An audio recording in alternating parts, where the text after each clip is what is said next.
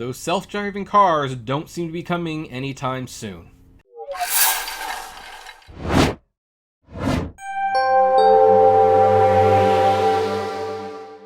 Hey everyone, this is Kevin the Apptrepreneur, and years ago, when I was making video about Uber and Lyft's self-driving car ambitions, and I was just totally mocking the whole thing, like this was not going to be done in a couple of years, this was going to take decades to perfect. I remember I got into, not a spat, but a little bit of a back and forth with Randy Shear of Auto Auctions Rebuilds, a friendly back and forth I want to add, and he felt that it was well on its way.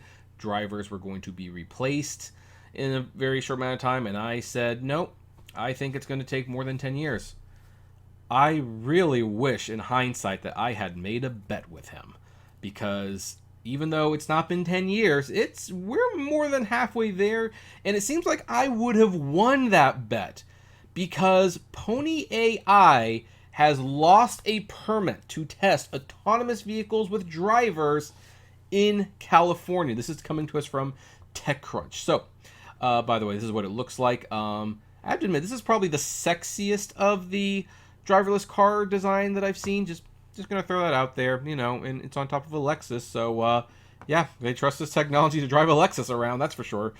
Let's look at this. So, the California Department of Motor Vehicles revoked Pony.ai's permit to test its autonomous vehicle technology with a driver on Tuesday for failing to monitor the driving records of the safety drivers on its testing permit.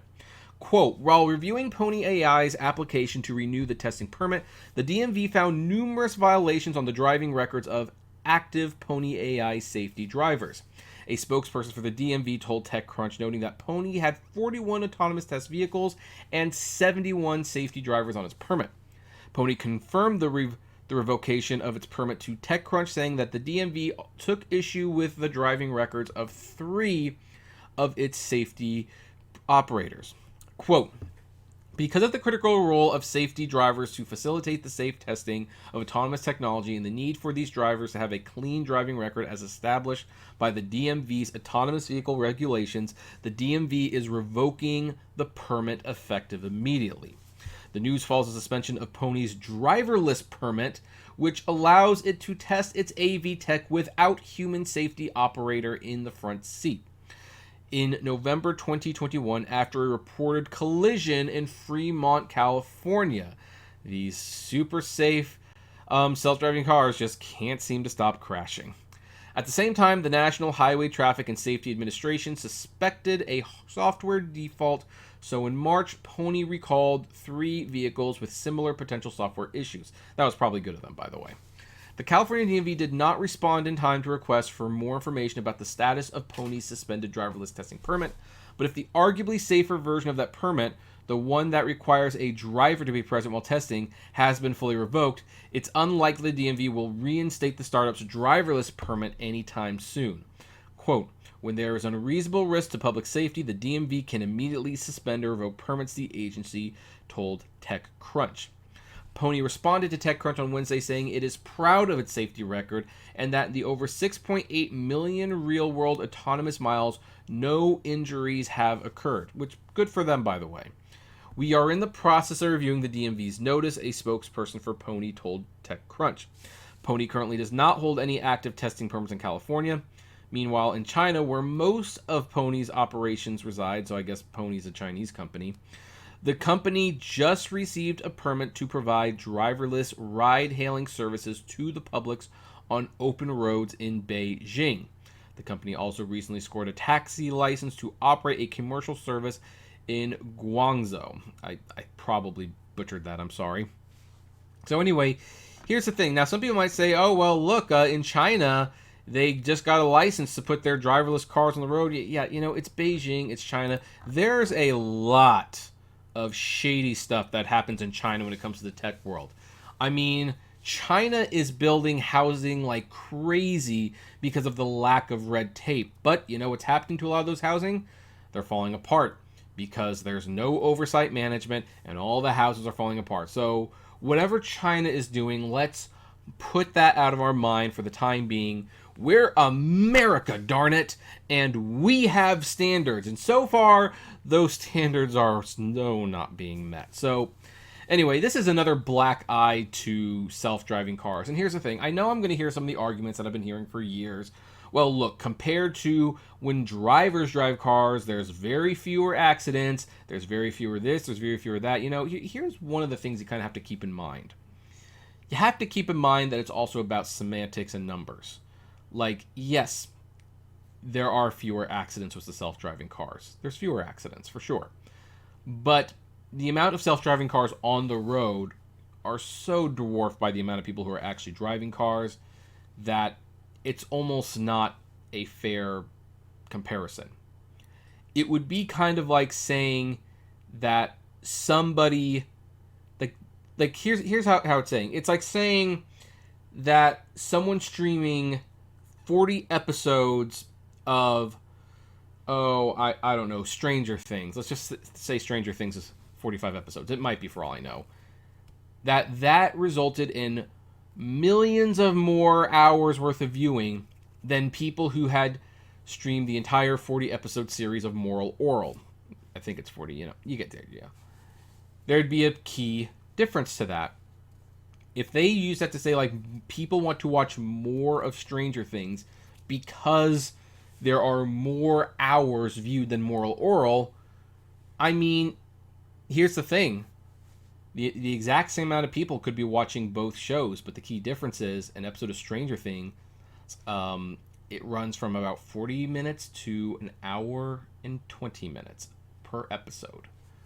An average episode of Moral Oral, which is a great show, by the way, averages 12 minutes. And as you can see, it's kind of given that Stranger Things would have more views in terms of hours if the same amount of people were, streaming it. And in this car case, it's not even close. There are so few self-driving cars compared to people who are driving cars that's why that safety record can't always be pointed to with high regards. Also, how many of them have safety drivers in them? There's a reason they put safety drivers in these cars, because it's not entirely sure if it's safe to drive for these cars to be on the road by themselves. Heck, Uber had one on the road where there was a safety driver in the vehicle and it still got someone killed. So these things are just not ready for prime time. Now, will they be ready for prime time at some point? Look, I never said that it would never happen. It probably will happen at some point, but it will be decades before it happens. Part of the reason, tech needs to get there. The other reason, it has to be tested on a wide enough scale where people feel comfortable with it.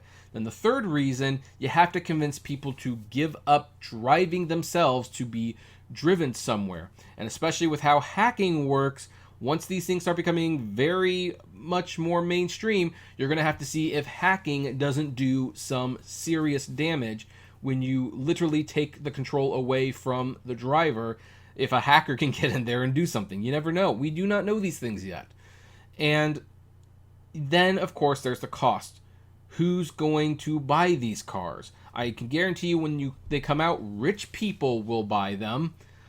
But if you watched my video fairly recently about how even people who are making like $250,000 a year are finding themselves living paycheck to paycheck, this is so out of reach for the average American, and the average American does not need it. It's like, oh, I'm paying extra money to have the car drive me when I can drive it myself. No thanks. And then there's, of course, the monopolistic concern. This is why all of these tech companies were rushing to be the first to get it done, in the sense of, well, who controls the infrastructure and the grid to drive these cars? I mean, do you have separate computer systems that are going to talk to the competition? Probably not. I'm sure Google will want this to be proprietary. I'm sure Tesla will want to be proprietary. I'm sure Ford would want this to be proprietary. I'm sure Pony.ai would like it to be proprietary. And so if you've got a Pony self-driving car on the road along with a Waymo self-driving car, and they're not talking to each other, the likelihood for accidents goes way, way up. Bottom line, once in a while I do like to check in with the self-driving cars because it's just clear. It's so abundantly clear to me that they are still not ready. And Randy, gosh darn it, I wish I had made a bet with you, because if I had, I probably would have won that bet. Anyway, folks, that is where we are going to end this little update, if you will. What do you think? Do you still think the self-driving cars are going to be here soon, or have you cooled a little bit on the idea? Kind of like how the market seems to be cooling on Bitcoin. Am I going to start making a running gag with Bitcoin jokes? I don't know. You tell me if it's working or not. Comment below. Like, favorite, share, subscribe. And as always, flame responsibly. Have a good one.